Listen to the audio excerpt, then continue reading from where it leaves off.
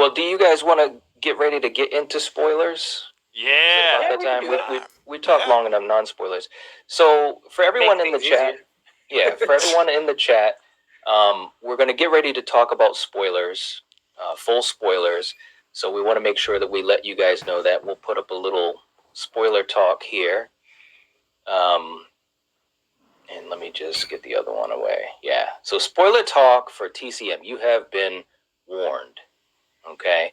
So if you have not seen TCM and you don't want to have any spoilers, now's your time to, dip out for a little bit.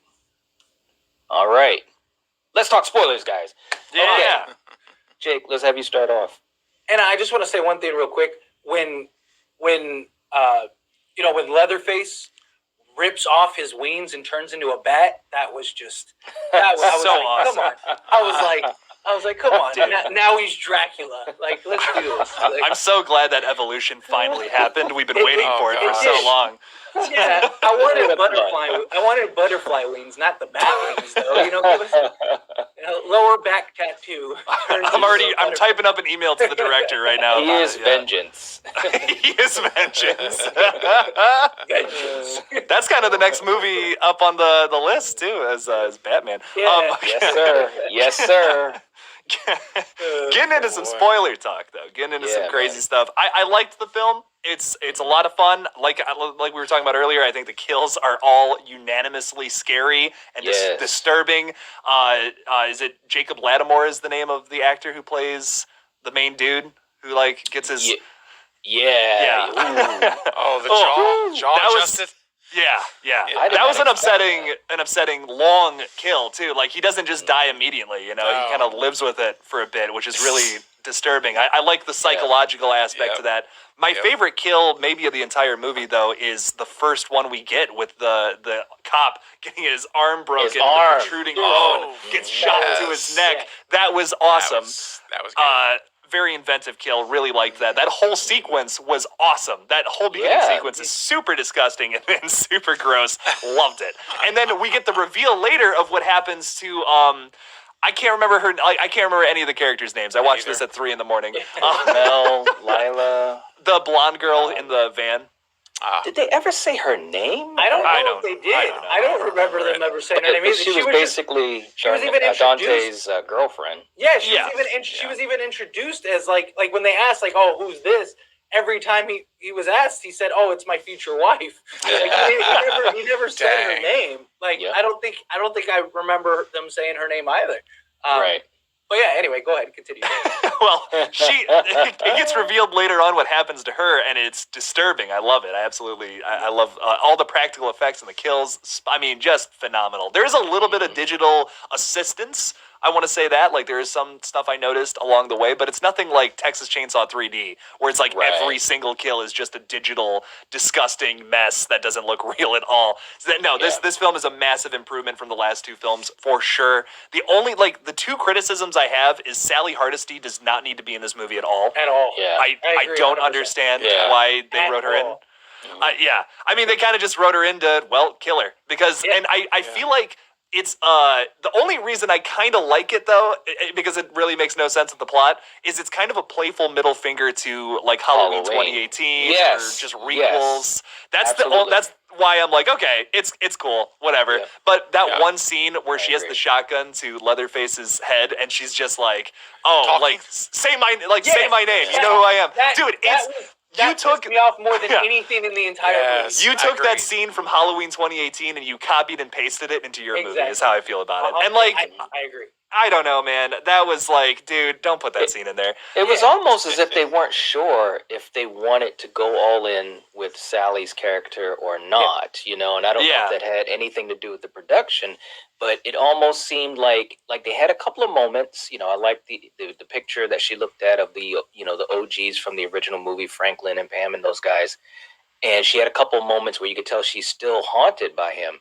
But like you said, the confrontation, there was just it was underwhelming. Except for that one scene where they were out in the rain and they were standing and facing each other. The camera shots were good, in some of those scenes. But other than that, my whole thing is you waited your entire life for this moment. You literally catch him off guard. you have a shotgun to his face, and you don't pull the trigger. Yep. Like he's sitting down. Even when he stands up, you don't pull the trigger. You don't do nothing. You literally just stand there and look at him and say my name. Like I would have walked up and be like, "Oh, this is convenient." Boom. Oh yeah. It's not as cinematic though. Yeah, you know, like imagine if that actually happened. Yeah, like then we'd be complaining about that too. You know. Yeah, I would have. I would have been like, "Perfect. That was an excellent ending." I can't tell you how many movies I've seen in my life where I'm just like. One time, I want to see them actually. Just one time, yeah. I want to see that. Like I would have loved this in this movie because nothing really happened after that. Like it was just it was like the rest. Like after that moment, like there was like nothing left. Like I think it would have been awesome if she got her moment. She walked in. You know, maybe you could have done the say my name thing, whatever, and he stood up. Maybe you get a little tussle, and then she just boom blows his brains out. Like that would have been a perfect ending. Like I would have been like, "This is great. This is a perfect movie." I will say though, the room with all the water and stuff, that was a cool setting for the final act to take place in. Being like, how scary would it be to be in a pool with Leatherface? Right? You know what I mean? Like that's pretty scary. That's pretty upsetting. Yeah. Yeah, it was. I just and then like the whole blocking of a shotgun shell with the he's just like swinging the thing, and she's shooting him like 3 or 4 times, and he's just dish, and I was like, all right, come on, like now we're getting into fairy tale land, and for the most part, you've made this a realistic film. Like even Jake was saying earlier, like you're watching this and you're like, this could actually happen, like and then you see the lady that ran the orphanage, and and even the explanation for why he just like lost his mind, made sense. Like it actually was a good story. Yes, I agree. I was really impressed with that because one of the things I kept wondering is, okay, this time gap. How are we going to explain this? How are we going to explain that he wasn't found in this and that? And right off in the beginning of the movie, they talked about it. Like right when the new characters came into that gas station, and they were basically like, "Well, did she ever find him?" And he's like, "No, he was wearing a mask." Yeah.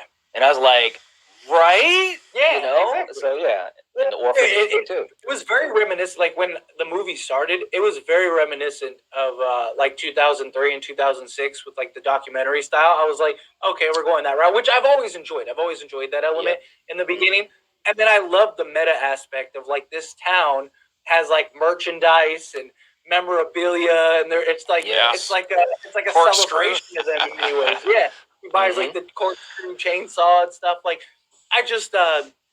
I thought it was very well paced. I thought it was a very great story. You explained everything that you needed to explain. They even like laid the groundwork for Sally in the beginning from the jump. Yep. And then they like established her, and you're doing all this stuff. And then it's just like I don't know if like they needed to make a deadline or what, but it just after like halfway through that movie, like after like 50 minutes or so, maybe an hour of that movie, it just went down. And I was just like, wow, like they didn't establish Sally anymore. She just shows up and it's just like, and it's just and then you just had this like ridiculous, like over the top, and it just went from like, he's a man with a chainsaw, messing people up to like, he's Jason Voorhees. like literally. I mean, this was like you were saying, Jake, somebody in your comments was like, they turned him into that. I mean, this one you could argue more so than any of the movies turned him into, because I mean, he got shot, he got his chopped up, he got stabbed several times. I mean, he took a beating, and it was just like, it didn't even faze him. It was just like, what? Like Michael hasn't even taken that much. At least Michael, he got shot. Here he goes. And like, I'm just like, God, like this dude's basically got decapitated, and it keeps coming. He's holding his head. I think it's clear that they're taking him in a new, more than a man direction. I mean, there's no way you can do all of that stuff and not have something behind it more than just the natural person, right? You have to, like, we know Myers has. We already accept that when we watch Halloween. We know there's something more than human. But I mean, at this point, the way this thing ended with him going, oh, come on, Knight, say it for me. He's going where? Going home. Go home, Michael. Go home. Yes, and so we see. I'm telling you, man, I never get tired of it. So there's Leatherface going home, and I mean, obviously he's not bled out from being shot by multiple times, and all the stuff that's happened to him. So I'm like, what are they going to do with it? Are they going to introduce some kind of a supernatural thing, or are they just going to let it be like, just Jason Voorhees, he do whatever, you just can't kill the guy, all right? I mean, we're obviously, like Faith said, we're in that territory, at this point, because that's of what happened. But the whole Sally thing could have been. I would love to have seen her come out on top, and it's kind of, it makes me really feel like Halloween Ends coming up. Like, what are we going to have? Are we going to have? I thought of that too. I swear to you, I agree with you. When I saw her die, and then she kind of gave the shotgun blow that kind of saves everybody, and then they go off and finish the job. Well, not really, but essentially they thought they did at least. Yeah, they had a chance. And then when I saw that moment and I see her just get like overpowered and killed, I was like, they know something we don't yet. Yeah, I'm like, they're foreshadowing Laurie Strode right here. This end scene has been exactly like Halloween. So I was like, either they're just, throwing it out there as a lucky guess, or that's how it's going to end for Halloween Ends. I was like, now I'm going to tell you something. If Halloween ends, if Halloween ends with her dying and Michael climbing off the radio tower and walking away or something, and we have a similar walking away ending, dude. Come on, man. Right. I'm gonna be so furious. What writer or producer is a buddy with the Halloween people? Yeah. See, that's different for me though, because they've been setting it up that they're gonna end the story here. Which if you keep Michael alive, the story's not over. I know, you know what I mean? Like, he's gonna keep killing people, so if you don't kill him and Halloween ends, it's not really the end. It's like calling your movie the final chapter and then making more movies. It's always that's always how it goes. And it's like, let's break that. Let's break that here with Halloween Ends. But with this movie, I'm fine with that. With this movie, it's like, you know what? I'm glad like I said, it's a playful middle finger to Halloween 2018. I don't think it's anything like they're not super angry. They're not like pissed off at the Halloween people, but like, it's like, hey, what if this happened instead? What if we bring back your final girl just to kill her? You know what I mean? And I thought that was interesting to see play out in this movie. Yeah. That, as a horror fan, I appreciated it. Yeah, man. I mean, when he used the chainsaw on her, I was like, what? I mean, because I thought if nothing else, I thought it would have gone on a little bit more. She would have done more. So yeah, I think it was kind of just to make you say, wow, okay, that's not usually what would have happened. But I agree with you guys. I think her character could have been handled a little bit better. We also do have a question too. I just want to throw this out. Bobby was saying, I know it isn't Texas Chainsaw, but are you guys going to recap Batman? Comes out the 4th. Y'all can do a spoiler stream on the 11th. My birthday is on the 12th. Happy early birthday, Bobby. Happy early birthday. We'll have to see, I suppose, right? Yeah. I mean, I would talk about it. I don't know if the horror crowd would be super interested, because I'm actually literally, I'm honestly, besides horror movies coming out this year, this is the movie I'm the most excited for, like literally all year. I've been rewatching all the Batman movies. Like I went back and watched the Adam West Batman movie, which is that's a film. There you go. That is a ridiculous movie, but it was still fun. It was fun to go see. So yeah. Well, I mean, it is. They say it's classified as a horror movie. That this is like a horror version of Batman. So I mean, I said, I don't. I ought to see it first. Yeah, I mean. Yeah, well, and the thing comes in too is if we all see it at the same time, around the same time, that's true. So, I mean, there's a couple factors that go into play about us talking about movies, but I don't mind talking about it. I mean, it is a collective. We talk about whatever we want. It doesn't have to be. We've talked about things that aren't horror related at all countless times, so I don't mind it. But I mean, if the audience is there and people want to hear it, then absolutely. You all dictate the show. You all you all are the ones that navigate us on this ship. You have the power. Power. Unlimited power. See you later, Carrie. See you, Carrie. Bye, Carrie. Don't worry, Carrie's just switching over to solely Angela now. She's just, God. See you later, Carrie. She's just... Hey, Tyler. Yeah. we had a good question in the chat a minute ago. What was it? From NT or Nikki wants you to compare Texas Chainsaw and Halloween Kills. Which one?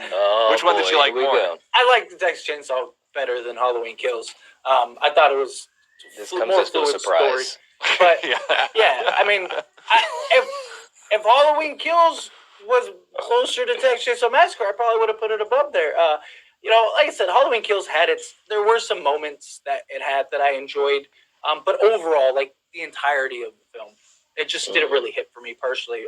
This Texas Chainsaw Massacre, a majority of the film like hit for me, but it's really the third act, and it wasn't that like the third act was terrible or anything like that. It just became something that I wasn't expecting, but not in a good way. It was just kind of it was disappointing, and so yeah, of course that affected my overall thoughts of the film.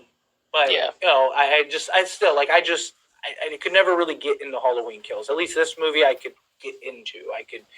I bought in until certain moments here and there, but they didn't completely take me out of the movie.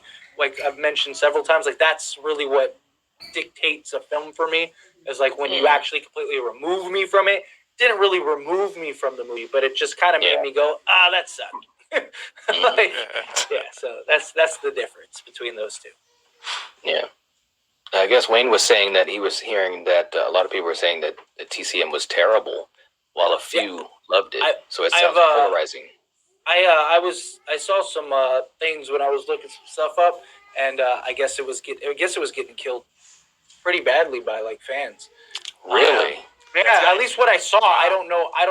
Like I didn't really dive into it. I just saw like 3 or 4 articles to just kind of get a feel for it. I watched it, and they were all like, "This movie sucks," essentially. I believe it has like a 40% on Rotten Tomatoes. It's got some low scores all around the board, pretty much. I can see why people didn't like it. But for me, I enjoyed the kills. I think it was fun. It was fast paced. I'm always going to enjoy movies like that. I think. Yeah. But yeah, like the ending. We should talk about the ending, or you know what? Let's talk about the party bus scene. Yes, and then let's talk about the ending. Yeah. So the party bus night. Amazing. Yeah. Well, what'd you think about that? I mean, first of all, going by the trailer, I thought to myself, well, there might be a couple of good kills, but the scene where they're all pulling out their phones, you just don't have the context of what's going on, right? Yeah. But the way it was set up right before, he comes onto the bus, I thought was pretty good as far as creating the tension. When is he going to get on? Because you knew he was going to get on the bus. But before that, Dante had his face split wide open with some great practical effects. And you thought he was dead before that. So that was good setup. He gets on the bus. They have their little moment trying to, record him and stuff like that. And man, he went to town. And there was a couple of shots. I actually do have one. There were a couple of shots that I thought were really good. Some of these shots, like when you saw the hands on the window with the rain and the lightning. And man, I mean, he was cutting people in half. That's something that really bothered me. Like that bus scene. If I was on that bus, you best believe I'm kicking through one of those windows or something. I'm using a dead person to throw through that window. Like everyone's just like, you have like 20 people banging on the window and not one person can break it. Like what are those? It's a bus. Like they're designed for emergencies. Most of them don't even have seatbelts. So the windows are breakaway, like all of that stuff. Like you're talking about a bus. It wasn't like a reinforced zombie apocalypse bus. Although I will say those old school buses, I remember being on those damn things in the summertime. Those windows were always hard to open up, and it was always just like rusted and stuff like that. So just to throw that out there, because I was thinking the same thing. They got to get out through the windows, But anyways. And when someone did try to get out through the windows, they got right? cut down. Yeah. So. Good point. But I'm saying like you're in the back of the let's say I'm in the back of the bus and this dude comes in, revs up a chainsaw. I'm not gonna wait to see what happens. I'm out of that bus. Whatever I gotta do. I mean, and nobody ran into that bathroom stall or something like that. Like everybody got killed, and then the two girls just conveniently stumble into the stall. I was like, come on. Like you best believe. Like if I saw some dude come Rest on in with the peace. mask, I'm not pulling my phone out to go. You're canceled, bro. Yeah. But you know what though? I I'm think knocking that was somebody out, throwing them on the ground as a That's sacrifice, and jumping through that window. Yeah. That's how my generation would react to something like That's- that. I'm not proud of it. Exactly. I'm not proud of that. But that's True. like Exactly. I would not start running. I would pull out my phone because I'd be scared. That's my Yep. defense. You know what I mean? Yep. This is defense. Like that's to gonna me. stop it, you know. Like, But this is gonna, it's not. It's not. No. Yeah. You know, I'll tell you something, man. I have a philosophy about enclosed spaces where there's a lot of people and there's one killer. Now, granted, he's got a chainsaw. This is a very large weapon. It's very. I mean, so I give you that. To work, you know, where I had to. I was like, what? I Right. thought he paused Yeah. for a minute. No. I was you know, like, what? Craven No. just broke. I know, no, I remember broken. But I used to tell people, like, you know, when I managed a lot of folks in a building where we would have these things. What if a shooter comes into the building, or what if someone, you know, that kind of stuff. It's for, you know, and my thing was this: I was like, look, if there's one person with a knife or some kind of a weapon here, there's 35, 40 of us. We storm them. And he can't kill all of us because look, if we're going to get killed, let's take him down. And so we just attack him. And so my thought was when I was watching this whole bus scene, and again, I know when you're in the moment, things are different. I know that, and it's a chainsaw. It's not a knife, but I'm like, you know, you're going to die. People are getting literally slaughtered in front of you. Yes. I'd be like, guys, let's go and just run and just storm up there. Yeah, somebody's going to get killed, but the majority would get out. Because all they got to do is get the chainsaw out of his hands. Mm-hmm. Once they have him disarmed, they're good. Yeah, right? the Michael scene would have happened, and he would have just slaughtered everybody. Oh, come on! No. That's how it would have went. Like, I'm telling you, man. There's something to what I said. I'm telling you. I agree with you though. But you got to keep in mind too that these people, they weren't. That's right. These people weren't. You know, they weren't like they weren't like working security at a or venue prepared or for like, it. Yeah, they're like business investor people. Like they've probably never had to fight anybody in their life. Right. Like let alone somebody with a chainsaw. Yeah, you know pulling their what I mean? phones out. They're not used to fighting a confrontation. You know, because of course, like when you see scenes like that, you're just like, there's like 50 of you, and like what a him. Just and he go. doesn't have a gun. Right. You know, he didn't come in with an AR. He came in with a chainsaw. Like it's also a group of people that probably doesn't know each other very well. You know what I mean? True. And like That's when you're in a true. situation like that, it's kind of one for one for all. Yes, that's what I'm trying to say, and let's words go. are just not coming out of my mouth. Yes. So no one's working together in this situation, which makes it more chaotic That's and honestly more interesting to watch. You know? Yeah. I mean, I thought it was very well done. It was very believable because I mean, it's the it's the whole fight or flight thing. It and is. most people, like even statistically speaking, most people try to run rather than fight. It's usually the smart thing to do. Usually. Well, yeah, especially especially if you can. But when Yeah. you're trapped like sardines Exactly. in a tin can, it's like What are you gonna do? yeah. But I mean, like not to go too in depth into this, but it's one of the big things with like 9/11, right? You had these people with box cutters on a plane, and you had an entire plane full of people, and there wasn't one person that was military or one person that even just did security at a local bar or something like that could have because usually when one person steps up, you get other people to rally behind. It's just that one person. Yeah. Like, because I used to do like I've done like training for like emergency evacuation plans and like training for like self-defense and like and response, like when people respond to a incident, whether even if it's just like somebody with a heart attack, stuff like that.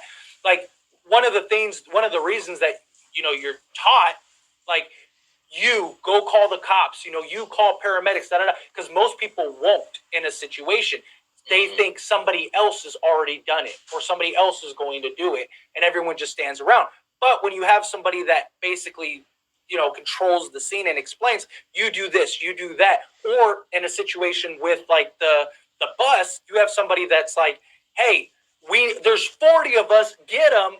You'd be surprised how quickly people go, oh, you're right. Because in the moment, people are panicking, they're freaking out. They're seeing somebody that they were just having drinks with get sliced in half like it's a shocking thing, and most people aren't ready for that. Most people haven't experienced those things. Right. But all it takes is just one person to say like, hey, let's go. Let's go. Yes. You're behind him. Hit him in the head with that. Like that kind of thing. Mm-hmm. But you also have to have somebody that is observant and aware. And it's not easy. I mean, like I said, I had certifications. I go grab all these certifications I have showing and even people in class, I know people that were in these same certifications that have the same training that were in situations and just froze up.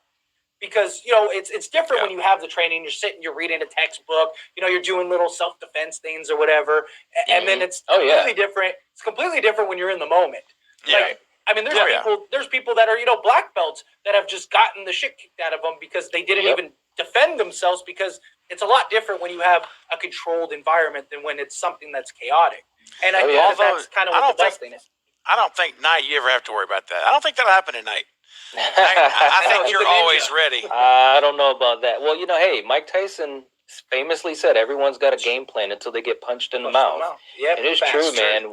When you get hit, everything does change, and then that's when you get into that whole fight, flight, or freeze type of thing. Yeah, then you see what you're really about. But it can be scary because you never know. Oh yeah, Night I'm sure has. But have either of you two, Craven, Jake, have you ever been really hit, to where you can barely stand? It is quite the experience. Seeing stars. That's a real thing. I blacked out. I've been in a sparring session and just you're going pretty hard, but I just misjudged and leaned right, boom, and I took it, and it went from this to shoom. You're talking, you're looking through a pinhole, and the problem is because I was still standing and I was just kind of standing still. Nobody knew that I was dazed, so I'm just standing there, because usually they stop it in the sparring. They go, hey, hey, back up, give them a minute to breathe, stuff like that.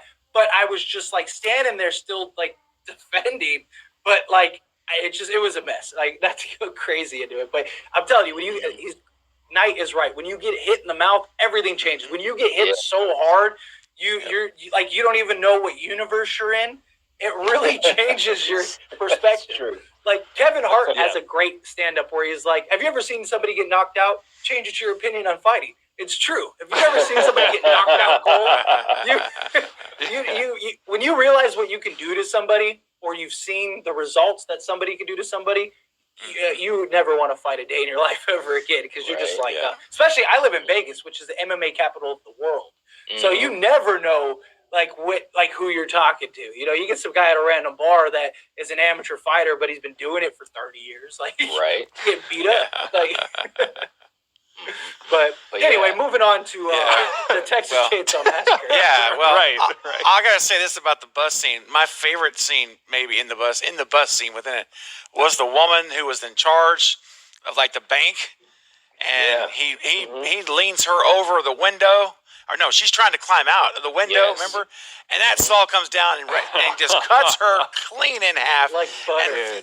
And then the best part, though, her entrails sliding down the side of the bus. Yeah. And this is great. Yeah. That's another thing to talk about. With that scene, too, you think you're getting a lot of just, swipes with the chainsaw and it's not going to be anything crazy. No, every single kill in this movie is inspired, disgusting, disturbing. Every kill on the bus, you see a guy without an arm and he's, screaming and crying. Yes. It's really upsetting. It's great. I love it. It's awesome. And I'm sorry, Jake, I didn't mean to... No, you're good. You're good, yeah. But also to throw this in there, and we haven't talked about this yet, but the character of... is it Lila? Yeah, Lila. She survived a school shooting. Yeah. And so that kind of played a little bit, just a little bit, for a character arc for her. And, she started getting some flashbacks. And I'm thinking, good God, man, I haven't seen this type of stuff in the Texas Chainsaw Massacre. And I don't even know how I wish they explored that more. True. Yeah. True. I really do. Absolutely. Because it was really confusing in the beginning. And I was waiting for that moment that really explored it. and it never really came. You just kind of got a couple like brief flashbacks. So they mentioned it though. They did mention that it was like, she had a bullet wound or whatever, and she said something about like Richter said like, how did that happen? And she was anti-gun and all that. Yeah, and all that stuff. Yeah, but it wasn't like I would have liked it explored more. Like it was just kind of in passing. You know what I mean? Like, The one thing I do like about it, though, is sometimes they'll just have a final girl character who's just randomly turns into a badass and starts kicking the killer's ass. I like that we had a final girl character who had some, this is a horrible way to talk about trauma, but like experience fighting people, if that makes any sense. She had some kind of experience with that. I like that. I think that was a good explanation for why she was able to stand up to Leatherface instead of literally everyone else who just got killed or ran away. Right, exactly. And again, I know I've already said it, but I just cannot believe how much I was invested in these characters, especially the sisters. I truly did not expect that whatsoever. I think the last time I was really invested in characters in the franchise was the remake. Yeah. You know, and obviously that was 2003. So, I mean, it's like been a minute. A long minute. It's been a while. And I have to say too about that sister who had the trauma. I can't remember her name, but she, when the movie starts, she's coming off of this whole anti-gun thing. I'm like, oh, here we go. We're gonna, like, one of the very first scenes, we're gonna start shoving some kind of agenda commentary down our throats again. So in a movie, and I'm like, okay, if this continues, I want to be tearing this movie a new one. And they at least gave what I considered an acceptable reason. It all made sense when I saw, when we learned, rather, I didn't see it really, but you did see flashbacks when she's on the floor. Remember? Yeah. She's seeing the girl there dying, the kids in her high school. And so I was like, okay, I get it now. All right, I get it now. And of course, and then later on to see her actually hold a rifle, the very thing she was like so against. Of course, then she pulls the trigger, nothing happens. And I'm like, oh shoot, because I would have loved to have seen her just open a clip up with using the weapon that she was traumatized with. Now she's in control of it. Yeah, and I thought that would have been pretty cool. But they kind of went there, but they didn't follow. They didn't give her any bullets.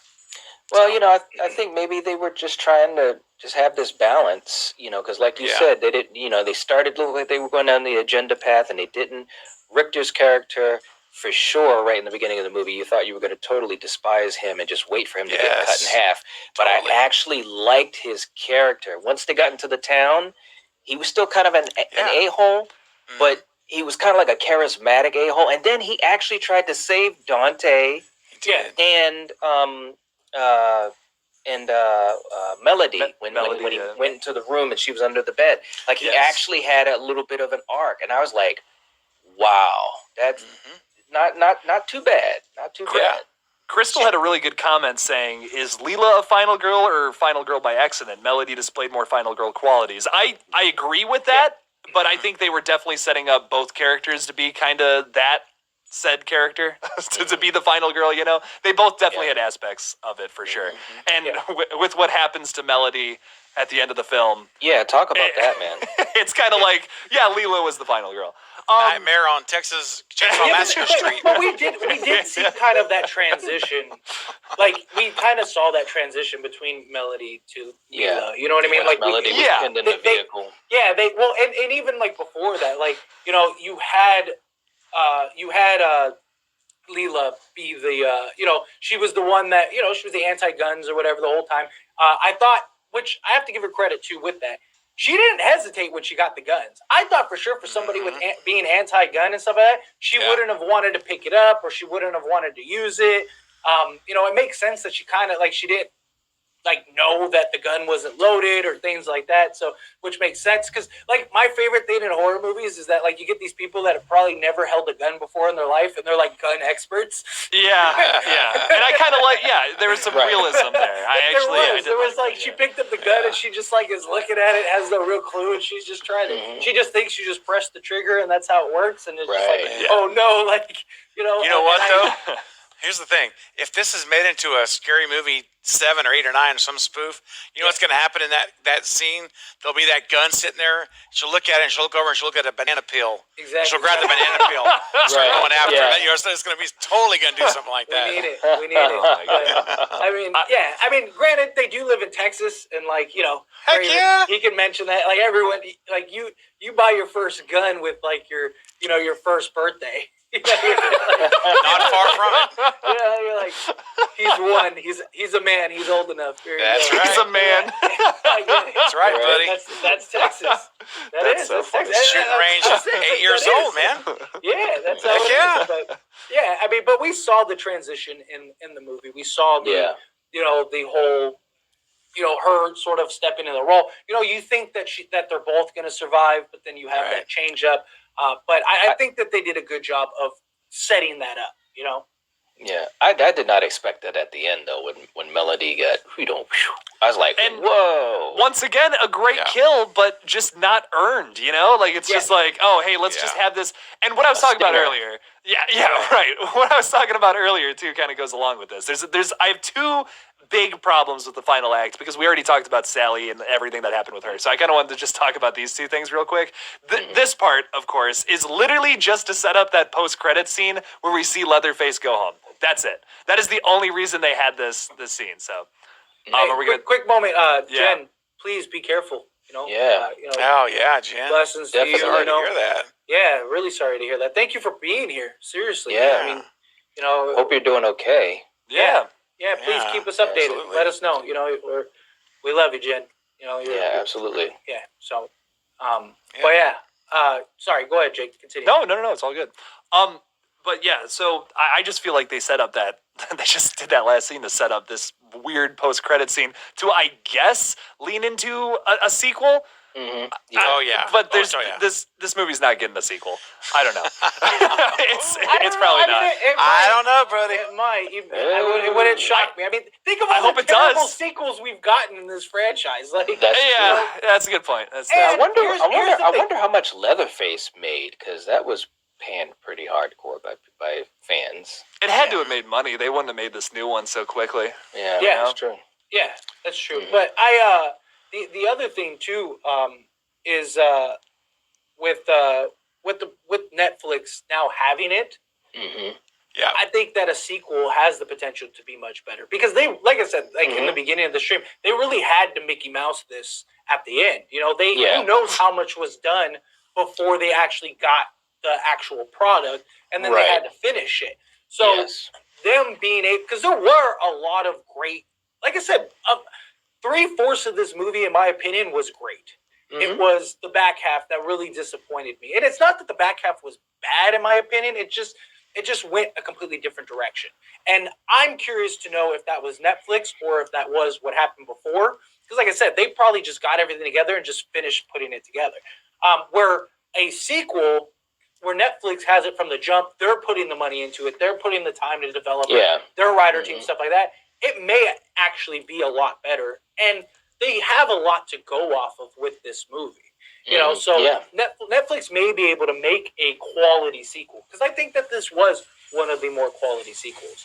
And I'm personally I would be willing to give them a chance. And of course, Netflix, I mean, they put out movies like it's Christmas dinner, man. Yeah. I mean, they spend money right and left, and it's like, wow. But they've had some really good and successful Netflix originals lately, especially lately. Oh, yeah. So I'm all for that. I just, I'm curious. Ohio Chainsaw Massacre. There's the Belgium Chainsaw Massacre. But I mean, like I said, the end scene, it was underwhelming. I would have liked, again, we've talked about this before about other movies. Like, give us an extra 10, 20 minutes to really flush out a quality end scene. It was just like we got there. Poor Jen. I'm so sorry, Jen. Wayne says, "Fair enough, Jen." That's great. That's good. But, so it's just like I would have liked them to take an extra 10, 15 minutes or whatever, the movie still would only been like an hour and 30 minutes, an hour and 40 minutes, and given us, a more detailed third act. I would have felt better. So, gentlemen, I did tell you before the live stream I have to get off at 7, but I do want to tell you guys I want to say one more thing. My closing thought on Texas Chainsaw, and I will let you guys go nuts. There's one missed opportunity I feel about this film that they tried to do with the ending, but I just feel like it doesn't land. Because, you get the scene with Melody getting ripped out of the car. She gets